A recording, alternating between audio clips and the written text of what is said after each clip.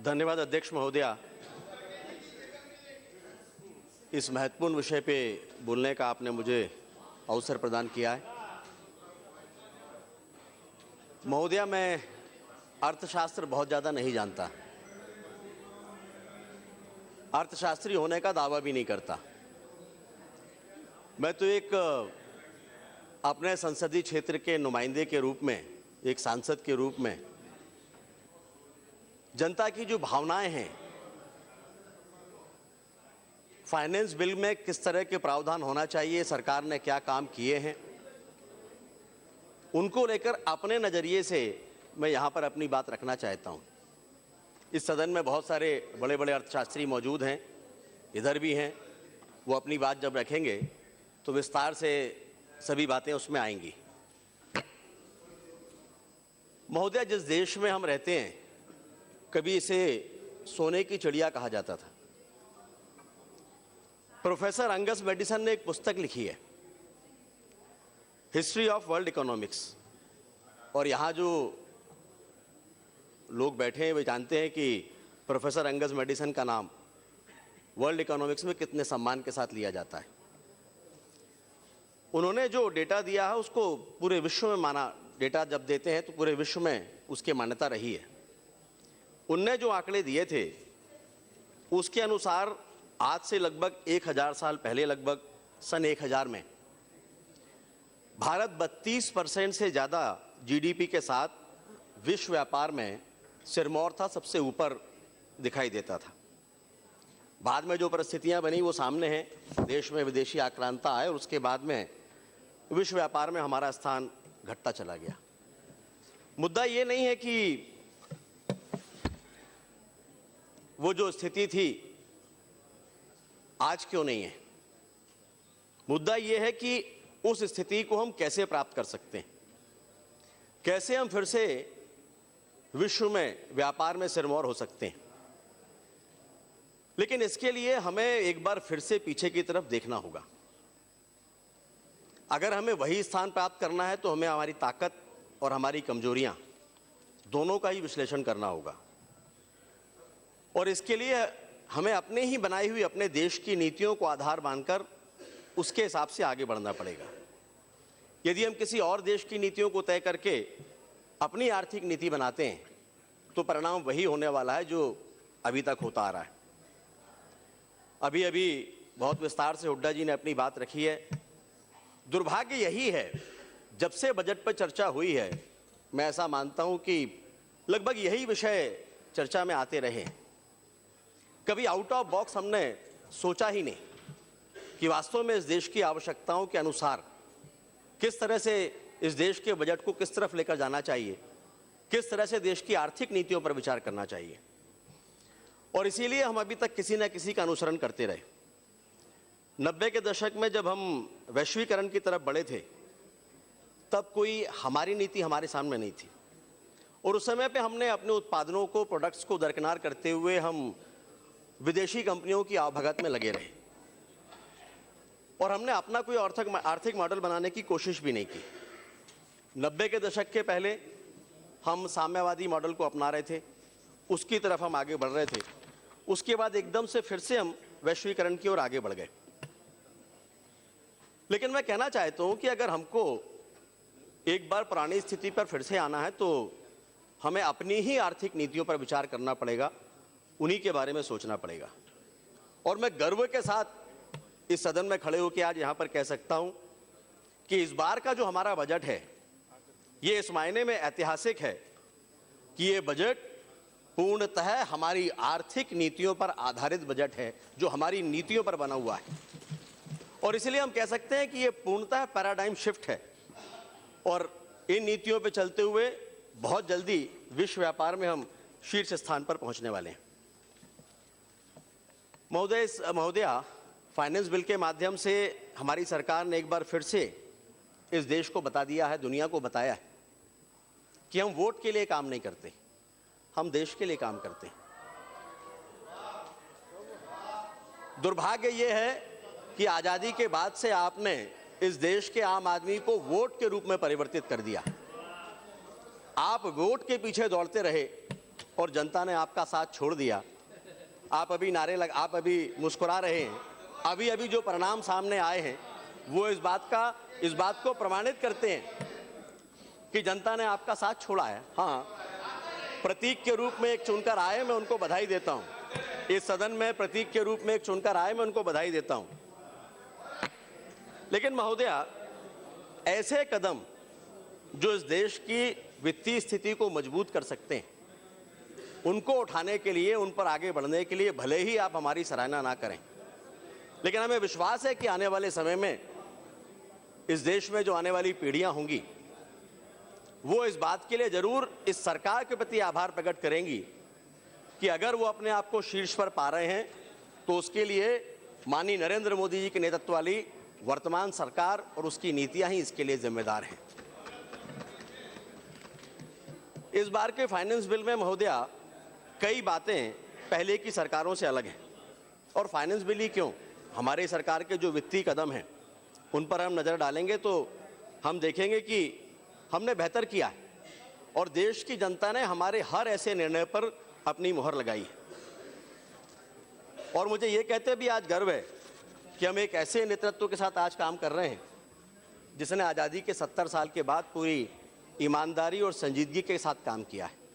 अगर पहले की सरकारों ने उस संजीदगी के साथ काम किया होता तो पूरी दुनिया में आज भारत की भूमिका ही अलग होती। अभी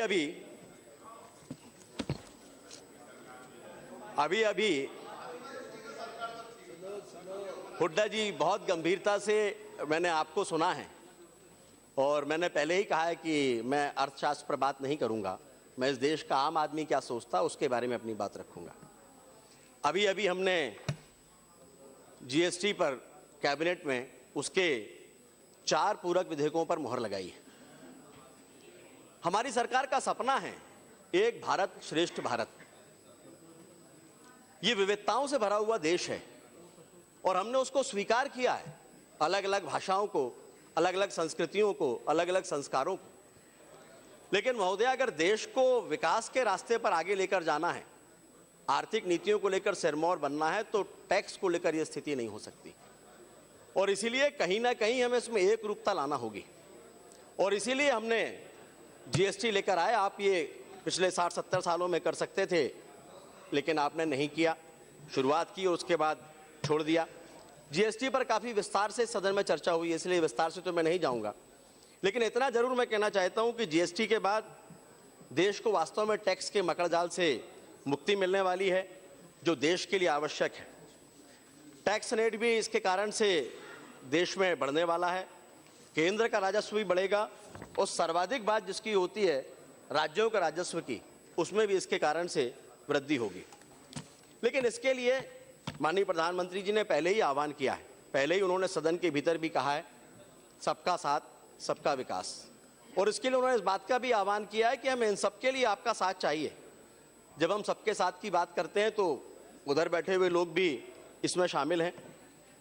हुड्डा जी जब अभी कह रहे थे तो मैं समझ सकता हूं कि बहुत बार आपके मन में कभी ना कभी ये बात आती होगी कि आज़ादी के 70 साल बीतने के बाद जब उंगलियां आपकी ओर उठती हैं तो आपको सोचना पड़ता होगा कि गलतियां तो आपने भीषण की हैं। और इसलिए आप बहुत सारे प्रावधानों के नियमों की बात कर रहे थे, वित्तीय ढांचे में सुधार की बात भी आप कर रहे थे। आज़ादी के 70 साल बीतने के बाद इलाहाबाद से मुजफ्फरपुर के बीच में नाव चलाने पर 12 आने से ज़्यादा की चुंगी नहीं लगेगी, ब्रिटिश टाइम का ये कानून भी आप अभी तक चलाते आए, हमने उसको ख़त्म किया।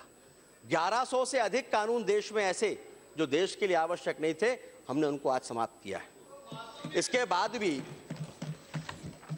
बाद भी कांग्रेस के लोग यही मानते आए हैं कि राज चलाना सिर्फ आपको आता है और इसीलिए उसके हिसाब से आपके सुझाव भी आते हैं। हम भी ये मानते हैं कि नहीं, हम राज करना नहीं जानते, राज करने के लिए हम आए भी नहीं हैं। हम तो वास्तव में जो आए हैं, हम ये मानते हैं, दीनदयाल जी की स्वर्ण जयंती हम लोग मना रहे हैं। उन्होंने कहा था कि सत्ता हमारे लिए साधन नहीं है, साध्य है, साध्य है गरीबों की सेवा के लिए। और मैं और इधर बैठे हुए हमारे सभी साथी इन्हीं संस्कारों के वटवृक्ष की राजनीति में पले बढ़े हैं और यहाँ तक पहुँचे हैं। और इसलिए हमारे प्रधानमंत्री जी ने भी ये कहा था कि वो देश की जनता के प्रधान सेवक हैं। और हमें गर्व ये कहते हुए कि वास्तव में हम राज करने के लिए नहीं, सेवा करने के लिए आए। और हम सेवक हैं इस देश के गरीब के, हम सेवक हैं देश के तमाम असहाय बुजुर्गों के, हम सेवक हैं इस देश में हमारी ओर बहुत आशा भरी निगाहों से देख रही माताओं और बहनों के, और हम सेवक हैं इस देश के उन करोड़ों किसानों के जो खेत में अपना खून और पसीना बहाता है। अभी किसानों के बारे में आप बात कर रहे थे महोदया, ये वो हम गर्व के साथ में आज यहाँ पर खड़े होकर कह सकते हैं कि इस देश की 70% आबादी किसानों की है, जिसे हम अपने अन्नदाता के रूप में देखते हैं। और उस अन्नदाता ने सरकार की नीतियों के साथ कदम ताल करते हुए इस बार जो काम किया है उसकी जितनी प्रशंसा हो वो कम है। इस बार रिकॉर्ड उत्पादन देश के भीतर हुआ है, और आपने उसके लिए भी कई सारे कारण दिए कि बारिश अच्छी हुई और भी कई चीजें आपने गिनाई। लेकिन इसके साथ एक बात आप भूल गए कि यदि नीयत ठीक हो तो नियति भी साथ में सहयोग करती है, और इस सरकार की नियत ठीक है, इसी नियति भी हमें सहयोग कर रही है। इस बार जो खाद्यान्न का उत्पादन है उसका जो अनुमान है रिकॉर्ड अपने आप में 27.2 करोड़ टन। चावल का जो उत्पादन है ये 10.9 करोड़ टन। गेहूं का उत्पादन भी सुन लीजिए 9.7 करोड़ टन। मोटे अनाज का उत्पादन 4.43 करोड़ टन। दाल जो आपके समय में गरीबों की थाली से दूर हो गई थी, उसका भी जो अनुमानित उत्पादन है वो है 2.2 करोड़ टन। वास्तव में बजट तो हमेशा से आता आ रहा है, लेकिन इसमें हमने पहली बार प्राथमिकता तय की इस देश की 70% आबादी को देखते हुए, और वो प्राथमिकता थी, उसमें सबसे ऊपर था कृषि क्षेत्र, उसके बाद था हमारा ग्रामीण विकास। ये पहले भी आप कर सकते थे, हम ये नहीं कह रहे कि जो हमने किया वो पहले नहीं हो सकता था, लेकिन वास्तव में देश क्या चाहता है इसको समझने की कभी आपने कोशिश ही नहीं की। और अभी अभी आप बात कह रहे थे किसानों के बारे में महोदया, ये पहली बार होगा कि इस देश में किसानों को सबसे अधिक दाम मिला है। किसानों को आर्थिक स्थिति मजबूत करने की बात ये कह रहे थे। इस बार मंडियों में जो हमने देश के भीतर वातावरण का निर्माण किया, चना लगभग 8,000 से 9,000 रुपए क्विंटल के हिसाब से बिका है, मसूर 6,000 से 7,000 रुपए, मटर 4,500 से 5,000 रुपए, उड़द 6,000 से 7,000 रुपए, और गेहूं 1,650 रुपए से लेके 1,700 रुपए तक। ये अपने आप में एक रिकॉर्ड है। आज़ादी के बाद किसानों को कभी इतनी कीमत नहीं मिली, और ये अगर हुआ है तो सिर्फ और सिर्फ इसलिए कि इस देश में माननीय मोदी जी के नेतृत्व में जिस तरह का वातावरण किसानों के लिए और कृषि क्षेत्र के लिए बनाया गया, ये उसका सुखद परिणाम है। मैं धन्यवाद देना चाहता हूं हमारे माननीय वित्त मंत्री जी को, हमारे वित्त राज्य मंत्री द्वय भी यहाँ पर बैठे हैं, मेघवाल जी, गंगवार जी, कि फाइनेंस बिल के जो प्रावधान है ये बताते हैं कि ये सरकार कितनी गंभीर है देश को विकास के रास्ते पर आगे ले जाने के लिए। देश को विकास के लिए पैसा चाहिए, गांव को भी हमें सड़कों से जोड़ना है, सिंचाई के साधन किसानों को उपलब्ध कराना है, खाद और उर्वरक भी चाहिए, खाना पकाने के लिए गैस, दवाइयाँ, ये सब भी देना है। लेकिन अभी अभी जो मैंने कहा कि ये सब कुछ एक उस निर्धारित ढर्रे पर चलकर, जिसकी बात अभी हुड्डा जी कर रहे थे, उस पर चलकर हम नहीं कर सकते, और इसलिए हमको आउट ऑफ बॉक्स कुछ सोचना ही पड़ेगा, कुछ कदम उठाना ही पड़ेंगे, कुछ साहसिक कदम लेना ही होंगे, और ऐसे सभी साहसिक कदम इस बार लिए गए। महोदया, देश में यदि हम चाहते हैं कि किसान की आय बढ़े तो उसके लिए आवश्यक है कि हमें कृषि का रकबा बढ़ाना पड़ेगा, सिंचाई की क्षमता बढ़ाना पड़ेगी। और दुर्भाग्य से अभी आप कह रहे थे कि हर बात आप हमारे ऊपर डालते हैं। देश में कुल 14.2 करोड़ हेक्टेयर कृषि भूमि में से 65% में आज भी सिंचाई के साधन उपलब्ध नहीं है। क्या आज़ादी के बाद के 70 साल बीतने के बाद ये इस देश के किसान के लिए कोई आदर्श स्थिति है? निश्चित रूप से नहीं है। और इसीलिए पहली बार देश में माननीय मोदी जी के नेतृत्व में 2015-16 से लेकर 19-20 तक के लिए हमने 50,000 करोड़ रुपए का प्रावधान इसके लिए किया है। 2017-18 के लिए 7,375 करोड़ का प्रावधान किया है, जो पिछली बार के बजट से 42% अधिक है। इनकम टैक्स की बात अभी आप कर रहे थे, टैक्स टेररिज्म की बात आपने की। महोदय, वास्तव में आयकर इस देश में लोगों के भीतर डर पैदा करने का एक बड़ा कारण रहा है। प्रारंभ से ही आयकर को लेकर लोगों के भीतर एक भय रहा है, और एक बड़ा कारण यह भी है कि आयकर के दायरे से लोग इसके कारण से दूर रहने की कोशिश किया करते थे, क्योंकि इसमें जो जटिलताएं थीं उनको दूर करने के बारे में कभी सरकारों ने सोचा ही नहीं। बार बार एक ही कसौटी पे परखा जाता रहा है कि आयकर की छूट में हमने कितनी वृद्धि की या कितना आयकर की छूट हमने दी, जिसके बारे में अभी आपने बात की। 65 सालों में आप 5 लाख तक नहीं पहुंचे, और आप हमसे ये उम्मीद करते हैं कि 2 साल में 5 लाख तक की छूट मिलना चाहिए। लेकिन हम कह सकते हैं आज कि माननीय वित्त मंत्री जी के नेतृत्व में इन जटिलताओं को हमने दूर करने की कोशिश की है, और उसके कारण आज इनकम टैक्स देश में डर का कारण ना रहे, बल्कि एक जिम्मेदारी का एहसास बने कि वास्तव में आयकर इस देश के विकास के लिए कितना आवश्यक है। ये पहले हमने कोशिश की है, और इसके लिए वर्षों से जो पेंडेंसी चलती थी उसको खत्म करने के लिए भी एक मैकेनिज्म बनाने का काम हमने किया है। ई सबमिशन को तो प्राथमिकता हम दे ही रहे हैं, उसके साथ साथ ई रिफंड भी हमने प्रारंभ किया है कि अब घर बैठे ई रिफंड लोगों को मिले, जिसके कारण एक और जहां वर्षों से जो रिफंड के लिए लोग परेशान हुआ करते थे उससे भी मुक्ति मिलेगी, और साथ में भ्रष्टाचार को भी हम रोक सकेंगे। फाइनेंस बिल में भी हम अफोर्डेबल हाउसिंग की लेकर हमारी कोशिशों की हम बात करते हैं। इस सदन में ये बताने की आवश्यकता नहीं है कि पिछले सालों में रियल एस्टेट की क्या हालत रही है। हम ये नहीं कहते कि पहले की सरकारों ने इस मामले में कुछ नहीं किया, लेकिन हम कुछ कहेंगे तो आपको फिर बुरा लगेगा कि आपके समय में रियल एस्टेट को लेकर क्या हुआ।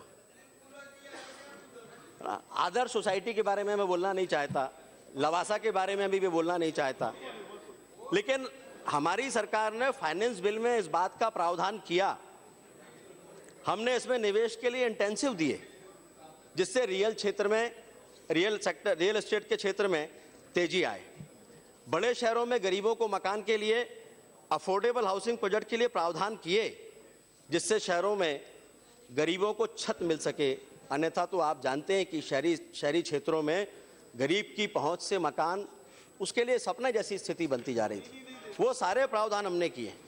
हम प्रधानमंत्री शहरी आवास योजना लेकर आए, और माननीय प्रधानमंत्री जी ने लक्ष्य रखा है 2022 तक देश के शहरों में 2 करोड़ घर बनाएंगे, और इसके लाभार्थी कौन होंगे?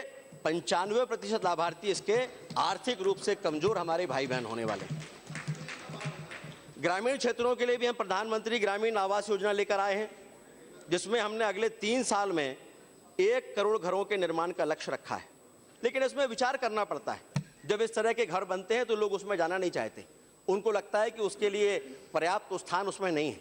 हमने उसमें भी सुधार किया है, और उसके घर के आकार को 20 वर्ग मीटर से बढ़ाकर 25 वर्ग मीटर किया है, और उसकी सहायता राशि भी बढ़ाकर 1,20,000 रुपए तक की है, ताकि आर्थिक रूप से कमजोर लोगों को लाभ मिल सके। महोदया, हम यहाँ पर नहीं रुके, मैं फाइनेंस बिल पर फिर वापस आ रहा हूँ। हमने ऐसे वित्तीय कदम उठाने का साहस किया है जो वास्तव में इस देश की विकास की नींव रख सकें। अब कैपिटल गेन की बात भी मैं करना चाहूँगा। कैपिटल गेन, आप यहाँ पर बैठे हुए अर्थशास्त्री भली भांति इस बात को जानते हैं कि देश में वित्तीय सुधारों के लिए कैपिटल गेन का क्या महत्व है, लेकिन आपकी सरकारों ने कैपिटल गेन की गणना के लिए जो बेस ईयर था वो 1981 रखा, और वो स्वर्गीय इंदिरा जी से लेकर और मनमोहन जी तक लगातार बेस ईयर आपका 1981 ही रहा। आर्थिक सुधारों के लिए समय के साथ साथ इसको भी बदलना होता है, इस पर आपने कोई बात नहीं की। लेकिन महोदय, हमारी सरकार ये कर रही है, और अब 1981 के बदले 2001 को बेस ईयर बनाने पर हम विचार कर रहे हैं, क्योंकि अगर देश में विकास के रास्ते पर आगे बढ़ना है तो हमें एक कदम उठाना ही होंगे। अभी आपने अर्थव्यवस्था की बात की थी, कुछ रिपोर्ट्स की बात की थी। आज भारत दुनिया में तेजी से विकसित होने वाली अर्थव्यवस्थाओं में से एक है। वर्ल्ड इन्वेस्टर रिपोर्ट में भारत दुनिया की टॉप 3 प्रोस्पेक्टिव होस्ट इकोनॉमी में आका गया है। मात्र 2 सालों में वर्ल्ड इकोनॉमिक फोरम के ग्लोबल कॉम्पिटिटिव इंडेक्स में भारत सीधे 32 स्थान ऊपर उठकर पहुंचा है, जो आपके समय पर कभी नहीं हो सका। महोदया, बहुत दुर्भाग्यपूर्ण बात है कि आज़ादी के 70 साल बीतने के बाद भी इस सरकार, इस सदन के भीतर हम उन परंपराओं को भी नहीं बदल सके थे जो अंग्रेजों के द्वारा बनाई गई थी, और ना ही हमने कभी उसके बारे में विचार किया था। हमने कभी इस बारे में भी विचार नहीं किया कि बजट आखिर अंग्रेजों की सुविधा के अनुसार क्यों चले। लेकिन इसके बारे में भी हमारी ही सरकार, अटल जी की सरकार के समय पर इसमें पहल हुई। उस समय सदन में शाम को 5 बजे बजट प्रस्तुत होता था। शाम को 5 बजे इसलिए होता था क्योंकि उस समय इंग्लैंड में सुबह के 11 बजे हुआ करते थे, इसलिए शाम को हम बजट प्रस्तुत करते थे। लेकिन अटल जी ने कहा कि ये परंपरा हम नहीं चलाएंगे, इस देश के हिसाब से इस देश के भीतर बजट को हम रखेंगे, और परंपरा बदल के सुबह 11 बजे का समय यहां पर हमने रखा। आम बजट भी अभी तक जो परंपरा थी उसके कारण क्या नुकसान होता था महोदया, कि बजट मार्च में पेश होता था, सारी औपचारिकताएं पूरी करते करते राज्यों तक पैसा पहुंचते पहुंचते जून का महीना आता था, और उस बारिश के समय पे इंफ्रास्ट्रक्चर के लिए, विकास के लिए गांव तक पैसा पहुंचे, और वो आते आते अक्टूबर नवंबर होता था, और बाद के उन 2-3 महीनों में पैसे का किसी भी तरह से उपयोग हो सके इसके लिए काम होता था, और जिसके कारण से उस पैसे का दुरुपयोग होता था।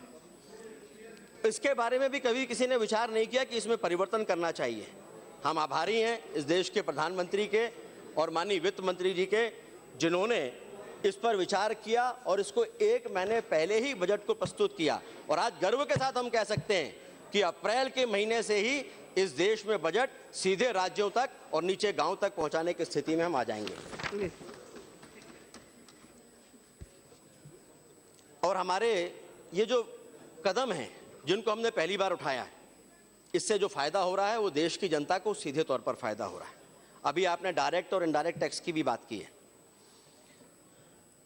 ये जो करंट ईयर हमारा है, फाइनेंशियल ईयर है, इसमें फरवरी तक सरकार ने 6.17 लाख करोड़ रुपए डायरेक्ट टैक्स के माध्यम से जुटाए हैं, जो पिछले वित्त वर्ष के मुकाबले 10.7% ज्यादा है। अब इनडायरेक्ट टैक्स के बारे में भी आप समझ लीजिए कि चालू वित्त वर्ष के 11 महीने में सरकार ने 7.7 लाख करोड़ रुपए इनडायरेक्ट टैक्स के माध्यम से जुटाए हैं, और ये पिछले फाइनेंशियल ईयर के मुकाबले 22% ज्यादा है। इसका मतलब ये है कि डायरेक्ट और इनडायरेक्ट दोनों ही तरह के टैक्स की जब हम बात करते हैं तो केवल 11 महीने में दोनों प्रकार के करों से इस सरकार को 13.9 लाख करोड़ रुपए का रेवेन्यू प्राप्त हुआ है। ये अपने आप में एक रिकॉर्ड है। और हमारी सरकार में केंद्र से जो राज्यों को पैसा जाता है वो पैसा भी बढ़ा है। पिछले साल में ये पैसा था 9.9 लाख करोड़, जो अब बढ़ के हो गया 10.8 लाख करोड़ रुपीस। अध्यक्ष महोदया, इस फाइनेंस बिल में हमने देश के विकास दर को भी बढ़ाने की कोशिश की है। अभी डिमोनेटाइजेशन के बारे में आप कह रहे थे। डिमोनेटाइजेशन जब इस देश में हुआ, माननीय प्रधानमंत्री जी की इच्छा शक्ति थी। विपक्षी साथियों ने हमारे काफ़ी हो हल्ला मचाया था कि इसके कारण बहुत नुकसान होगा, देश का गरीब आदमी हमसे दूर होगा, सरकार से दूर होगा, सरकार को नुकसान पहुंचेगा। लेकिन वास्तव में जो आंकड़े अभी आए हैं, आपने भी अपनी बात अभी रखी थी, मैं आपके माध्यम से सदन को जानकारी देना चाहता हूं कि केंद्रीय सांख्यिकी संगठन CSO के जो आंकड़े अभी आए हैं उसमें यह स्पष्ट रूप से उल्लेख है कि नोटबंदी के दौरान भी जो देश की GDP रही है वो 7% से नीचे नहीं गई। आप कहते थे कि देश की अर्थव्यवस्था बर्बाद हो जाएगी, लेकिन विकास दर 7% पर ही रुकी रही है। आप कहेंगे कि शायद CSO तो सरकारी संस्था है, लेकिन मूडीज तो सरकारी नहीं है, अंतर्राष्ट्रीय मुद्रा कोष तो हमारा नहीं है। मूडीज की रिपोर्ट क्या कहती है? मूडीज की रिपोर्ट में है कि भारत सरकार में मोदी जी के नेतृत्व में जो फैसले लिए हैं उसका दीर्घकालीन असर भारत की अर्थव्यवस्था पर होने वाला है, क्योंकि ज़्यादा लोग टैक्स के दायरे में आने वाले हैं, जिससे बैंक ज़्यादा से ज़्यादा कर्ज दे सकेंगे। और मूडीज ने अपनी रिपोर्ट में कहा, क्या कहा है, मैं उसको पढ़ के बता रहा हूं। हम ये मानते हैं कि नोटबंदी के चलते टैक्स चोरी और भ्रष्टाचार पर रोक लगेगी और इससे भारत का वित्तीय संस्थागत ढांचा मजबूत होगा। इसके अलावा ये भारतीय वित्तीय प्रणाली को भी बेहतर करेगा, क्योंकि इससे आर्थिक और मौद्रिक गतिविधियां बेहतर ढांचे में आ सकेंगी। इससे कर दायरा विस्तृत होगा, जिससे वित्तीय संसाधनों का उपयोग बढ़ेगा। ये मूडीज की रिपोर्ट कह रही है, जो हमारी रिपोर्ट नहीं है। अंतर्राष्ट्रीय मुद्रा कोष की रिपोर्ट पर भी आपने पहले काफी शोर किया था, लेकिन उस रिपोर्ट में भी भारत की जो जीडीपी है ये 6.6% रहने का अनुमान बताया है और आने वाले साल के लिए तो ये रिपोर्ट कह रही है कि भारत की जीडीपी 7.2% रहने वाली है। और उसने भारत के वित्तीय सुधारों की प्रशंसा भी की है। उसमें क्या कहा गया है वो भी सुनिए। नोटबंदी का अल्पकालीन असर होगा और विकास की गाड़ी जल्दी ही बाउंस बैक करेगी। मैं फिर से कहना चाहता हूं कि नोटबंदी का अल्पकालीन असर होगा और विकास की गाड़ी जल्दी ही बाउंस बैक करेगी और आने वाले कुछ ही समय में 8% से ज्यादा भारत की विकास दर होगी। इससे गैर कानूनी वित्तीय प्रवाह पर भी रोक लगेगी और करेंसी एक्सचेंज के चलते बहुत से काले धब्बे भी सामने आएंगे। ये आईएमएफ की रिपोर्ट कह रही है। इसके जो प्रावधान है उसमें डिजिटल इकोनॉमी भी है। महोदय, आपके माध्यम से मैं कहना चाहता हूं कि देश में लंबे समय से काले धन पर और भ्रष्टाचार पर बातें होती रही हैं, लेकिन उनको रोकने के लिए क्या किया गया? उनको रोकने की दिशा में पहली बार सार्थक कदम अगर उठा है तो माननीय नरेंद्र मोदी जी के नेतृत्व में वर्तमान एनडीए की सरकार ने उठाया है। और इसके लिए यह तय किया है कि डिजिटल इकोनॉमी की तरफ देश को आगे लेकर हमें जाना ही होगा। इससे होने वाला क्या है? इससे जो फायदे होने वाले हैं कि आम आदमी के जीवन को तो सरल बनाएगा ही, साथ में सरकारी काम में पारदर्शिता और कार्यकुशलता भी इससे आएगी। जो बिंदु माने गए हैं कि डिजिटल इकोनॉमी के जो फायदे होंगे, उसके कारण देश के डिजिटलाइजेशन में बहुत तेजी आएगी। बैंकों के पास विकास के लिए अधिक पैसा होगा, जिसकी आज सर्वाधिक आवश्यकता है। आधुनिक जो बैंकिंग और टैक्स व्यवस्था है, इसका आधुनिकीकरण हो जाएगा। इसके साथ साथ कार्य प्रक्रिया में सुधार होगा और इसके साथ साथ क्राइम, लूट मार, चोरी जैसी जो वारदातें समय समय पर होती हैं, उससे निजात मिलेगी। इसके साथ पर्यावरण संरक्षण भी। हम सभी जानते हैं कि जब हम नोटों को छापने की बात करते हैं तो उसके लिए पेड़ों की भारी मात्रा में कटाई होती है और कैशलेस अर्थव्यवस्था से पर्यावरण को भी लाभ होगा, बिचौलियों का खात्मा होगा। हम घर बैठे वित्तीय प्रबंधन कर सकेंगे, ई कॉमर्स को बढ़ावा मिलेगा, डिजिटल भुगतान परोक्ष रूप से नोटों और उसके परिवहन में आ रहे व्यय को कम करने में भी सहायक होगा। अधिक पारदर्शिता इसके कारण आएगी और सबसे बड़ी बात, नकली और जाली नोटों का जो चलन है वो भी इससे रोकने में काफ़ी हद तक हम कामयाब होंगे। इस दिशा में जो एक महत्वपूर्ण कदम माननीय प्रधानमंत्री जी के नेतृत्व में हमारी सरकार ने उठाया है वो है Bhim app. National payment commission of India ने जानकारी दी है कि भीम ऐप की शुरुआत होने के बाद से देश में 1,91,00,000 लोग भीम ऐप को डाउनलोड कर सके और ये संख्या लगातार बढ़ रही है। हमारी सरकार ने इस डिजिटल इंडिया की दिशा में देश आगे बढ़े, इसके लिए 20 करोड़ रुपए कार्ड जारी किए हैं। 26 करोड़ लोगों को जनधन खातों के माध्यम से बैंकिंग सिस्टम से जोड़ा है। महोदया, एक बात मैं कहना चाहता हूं, केनिया जैसा एक छोटा सा देश है, अफ्रीकन कंट्री है, हम सभी उसके बारे में जानते हैं। उसने भी अपने यहाँ पर डिजिटल ट्रांजैक्शन के लिए एम पैसा के नाम से ऐप चालू किया है और आज उसके प्रारंभ करने के बाद में न सिर्फ उसकी जीडीपी बढ़ी बल्कि टैक्स कलेक्शन भी बढ़ा। तो जब कीनिया जैसा छोटा देश इस दिशा में आगे बढ़कर विकास के रास्ते पर आगे जा सकता है तो भारत जैसा बड़ा देश इस दिशा में क्यों नहीं जा सकता? महोदया, देश में पोस्ट ऑफिस हमने नहीं खुलवाए। देश में पोस्ट ऑफिस पहले से खुले हैं। लगभग 1,50,000 पोस्ट ऑफिस देश के भीतर हैं, लेकिन दुर्भाग्य से आपकी सरकारें उन पोस्ट ऑफिस तक नहीं पहुंच सकी कि उनका किस तरह से सदुपयोग हम कर सकते हैं। आज स्थिति तो धीरे धीरे ऐसी आने लगी थी कि ऐसा लगता था कि वो पोस्ट ऑफिस हमारे लिए बहुत उपयोगी ही नहीं है। लेकिन हमारी सरकार ने इंडियन पोस्टल पेमेंट बैंक शुरू कर दिया है और ये कॉन्सेप्ट इसके पहले किसी भी सरकार के ध्यान में नहीं आया। इसको हम लेकर आए हैं, जिसका लाभ इस देश की आम जनता को होने वाला है। महोदया, इसका एक और प्रावधान है ईज ऑफ डूइंग बिजनेस। यदि हम देश को विकास के रास्ते पर आगे लेकर जाना चाहते हैं, विदेशी निवेश को बढ़ाना चाहते हैं, तो देश के भीतर व्यावसायिक क्षेत्र में जिस रिफॉर्म की बात हम करते हैं, उसके लिए परमिट, लाइसेंस जैसी कठिनाइयों को हमें कम करना ही होगा। जो मल्टीपल पेपर वर्क है, इनको खत्म करना होगा और इसके लिए 10 जो मापदंड हैं वो निर्धारित किए गए हैं, जिनमें इलेक्ट्रिसिटी कनेक्शन है, कॉन्ट्रैक्ट का पालन है, बिजनेस शुरू करना है, प्रॉपर्टी का रजिस्ट्रेशन है, कंस्ट्रक्शन परमिट है, क्रेडिट कार्ड मुहैया कराना है, माइनॉरिटीज इन्वेस्टर्स के हितों की सुरक्षा और उसके साथ साथ और भी अनेक विषय हैं। और वर्तमान में वर्ल्ड बैंक की जो डूइंग बिजनेस सूची है, उसमें भारत 134वें स्थान पर था। पिछले दिनों जो कदम हमारे देश में उठाए गए, उसके बाद वो 130वें स्थान पर आया है। लेकिन हमें गर्व है सभापति महोदय कि प्रधानमंत्री जी ने एक बड़ी सोच के साथ इसको टॉप 50 में ले जाने का निर्णय लिया है और इसीलिए हम बार बार इस बात को कहते हैं कि सरकार के द्वारा आर्थिक प्रावधानों के लिए जो साहसिक कदम उठाए गए हैं, वो पहले की सरकारों ने कभी उसके बारे में विचार ही नहीं किया। पिछले 70 साल में जो वित्तीय ढांचे में गड़बड़ियां आई थी, उनको दूर करने के लिए जनता का सहयोग किस तरह से लेना, इस पर भी कभी विचार नहीं किया गया।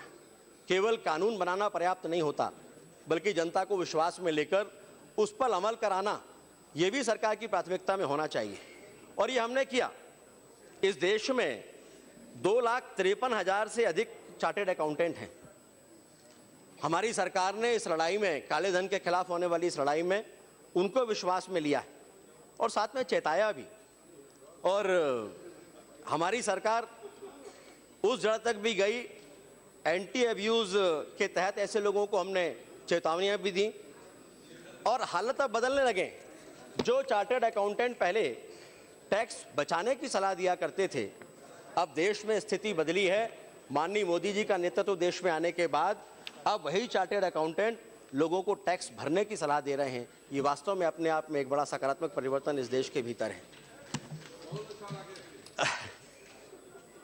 इस देश के युवाओं के लिए भी हमारी सरकार हर हाथ के हुनर को, इस संकल्प को लेकर भी आगे बढ़ रही है और इसके लिए हमारे प्रधानमंत्री कौशल विकास योजना लेकर आए, जिसमें हमने 12,000 करोड़ रुपए का बजट रखा था। 4 साल में जो हमारा लक्ष्य है, वो 1 करोड़ युवाओं को हुनरमंद बनाना है और हमें गर्व ये कहते हुए कि 20 लाख युवाओं को इसका लाभ भी मिल चुका है। सभापति महोदय, जब हम टैक्स प्रावधानों की बात करते हैं, उसके सदुपयोग की बात करते हैं, तो देश की 70% आबादी, यानी इस देश का कृषि क्षेत्र, किसान और ग्रामीण क्षेत्र को हम नहीं छोड़ सकते। हम इस बात को नहीं भूल सकते कि इस देश में प्राकृतिक आपदाएं और किसानों का चोली दामन का साथ रहा है और देश में जब भी प्राकृतिक आपदाएं आती रही हैं, उसके बाद किसान खून के आंसू रोता था, अधिकारियों और सरकारों के चक्कर लगाता था ताकि उसको कम से कम उसकी लागत या उसके आसपास का मूल्य भी मिल जाए तो अगली बार फिर से वो खेती के लिए सक्षम हो सके। लेकिन माननीय प्रधानमंत्री जी ने कहा कि इस देश के अन्नदाता को हम केवल प्रकृति के भरोसे नहीं छोड़ सकते और इसीलिए प्रधानमंत्री फसल बीमा योजना की शुरुआत हमने की और अभी तक 3 करोड़ 66 लाख किसान भाइयों को फसल बीमा योजना का लाभ हमने दिया है और इसके लिए अपने ही किसान भाइयों को जो नुकसान प्राकृतिक आपदाओं से उनको हुआ, उसके लिए 1,40,000 करोड़ रुपए की बीमा राशि भी हमने उनको वितरित की है। मैं उस तरफ के लोगों से कहना चाहता हूं कि पहले के समय में जब हम आर्थिक प्रावधानों की बात करते हैं तो देश में होने वाले घोटालों की अनदेखी नहीं कर सकते। उन घोटालों में जितना पैसा गया देश की जनता का, वो अगर किसानों के हित में खर्च हुआ होता तो शायद आज देश की स्थिति और देश के किसानों की स्थिति कुछ और होती। यदि आप कोशिश करते तो हमारी तरह किसान भाइयों को नाबार्ड के लिए 41,000 करोड़ रुपए पहले ही आप दे चुके होते जो हमने अभी दिए हैं, ताकि किसान भाइयों को आसानी से कर्ज मिल सके। और अभी किसान भाइयों के लिए और भी हमारे प्रयास जारी हैं। प्रधानमंत्री कृषि सिंचाई योजना की बात मैंने अभी की है, उसमें सरकार ने जो लक्ष्य निर्धारित किया वो भी जानकारी दी है। सॉइल हेल्थ कार्ड स्कीम, ये आप भी ला सकते थे। इस देश में कभी इस बारे में विचार नहीं हुआ कि हम जो टैक्स से पैसा आता है उसके लिए देश के किसानों के लिए प्रावधान तो करते हैं। किसान अपने खेत में मेहनत भी करता है, लेकिन कभी इसके बारे में विचार नहीं हुआ कि लगातार रासायनिक खादों के इस्तेमाल से खेत पर किस तरह का, खेत की मिट्टी पर, उसकी उर्वरकता पर किस तरह का विपरीत असर पड़ा है। और लेकिन माननीय प्रधानमंत्री जी ने इसके बारे में विचार किया। सॉइल हेल्थ कार्ड स्कीम हम लेकर आए, जिसके माध्यम से 2018 तक प्रत्येक किसान के हाथ में सॉइल हेल्थ कार्ड होगा और वो किसान खुद तय कर सकेगा कि उसको आने वाले समय में किस तरह के खाद की आवश्यकता है और कौन सी फसल लगाना उसके लिए लाभदायक होगा। सभापति महोदय, केवल सॉइल हेल्थ कार्ड नहीं, यूरिया के बारे में भी कल हालांकि बजट पे इसके बारे में चर्चा हुई। हमारे अनुराग जी जब बोल रहे थे तो विस्तार से उन्होंने इसके बारे में जानकारी दी थी, लेकिन यूरिया भी किसानों को ठीक से उपलब्ध हो सके ये कोशिश भी आपकी सरकारें नहीं कर सकी। नीम कोटेड यूरिया के माध्यम से हमने किसानों को उसका अधिकार दिया है। सभापति महोदय, हम फाइनेंस बिल के माध्यम से एक बेहतर टैक्स सिस्टम लाने की कोशिश कर रहे हैं, क्योंकि हमें देश के 18,000 गांवों तक बिजली पहुंचाना है और उनमें से 11,000 गांवों तक बिजली हम पहुंचा भी चुके हैं। सभापति महोदय, 70 साल में जो काम आपकी सरकारें नहीं कर पाई, दीनदयाल उपाध्याय ग्राम ज्योति योजना के माध्यम से वो हमने किया और आज ऐसे 12,000 गांवों तक हम बिजली पहुंचा भी चुके। और केवल बिजली भर नहीं पहुंचाई हमने, उजाला योजना के माध्यम से जो 20 करोड़ एलईडी बल्ब हमने दिए हैं उसका असर भी सीधे देश के विकास पर है और इसके माध्यम से देश के गरीब जनता के 11,000 करोड़ रुपए जो बिल में कटौती हुई है उसके माध्यम से बचे हैं। ये है हमारी सरकार की वित्तीय कोशिश। सभापति महोदय, जब हम फाइनेंस बिल के माध्यम से बेहतर वित्तीय ढांचे की बात करते हैं तो देश की नारी शक्ति की सुविधाओं की अनदेखी हम नहीं कर सकते। वास्तव में इस देश में हमें गर्व है कहते हुए कि गरीब से गरीब घर की भी हमारी माता बहन वो इस बात का प्रयास करती है कि परिवार के लोगों को समय पर भोजन उपलब्ध हो। भीषण गर्मी के समय पर भी तपती हुई धूप और गर्मी जब होती है, चूल्हे की आग के सामने बैठकर खुद को तपाती है, उस चूल्हे से निकलने वाले धुएं का प्रदूषण भी झेलती है, लेकिन परिवार को समय पर भोजन मिले ये प्रयास करती है। पहले की सरकारों ने कभी हमारी उस माँ बहन की चिंता नहीं की, लेकिन हमारी सरकार ने उस माँ बहन की चिंता की और उज्ज्वला योजना के माध्यम से तय किया कि गरीबी रेखा से नीचे रहने वाली देश में ऐसी 5 करोड़ माताओं बहनों को हम गैस के कनेक्शन देंगे। और हमें गर्व है कहते हुए कि हमने 3 साल का इसके लिए टारगेट रखा था, केवल 10 महीने में 2 करोड़ गैस कनेक्शन हम दे भी चुके हैं।